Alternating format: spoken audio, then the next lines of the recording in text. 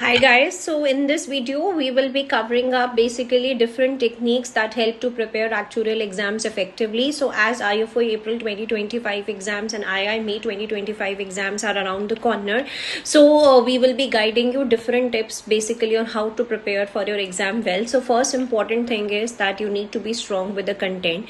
It's important to understand at this point that in which areas you are lagging upon, in which areas you need more improvement, in which topics you are not comfortable with, and do revise your content effectively. Second important tip is that you are doing your past papers effectively, especially you are doing your past papers from 2017 onwards. If not able to cover till 2013-12, you can do at least from 2017 onwards. Third important tip is that when you are doing your past papers practice, apart from the oral practice of some of the questions, it's important that you're doing questions in written to get an idea basically the areas or the steps in which you are lagging behind, so that they are not committing the same mistakes in exam. For all those who are appearing for India, basically since you have MCQs in your numerical subjects CS1, CS2, CM1, CM2, so even if when you are practicing in written, you can just roughly practice, so that ultimately your main aim is to get your final answer correct.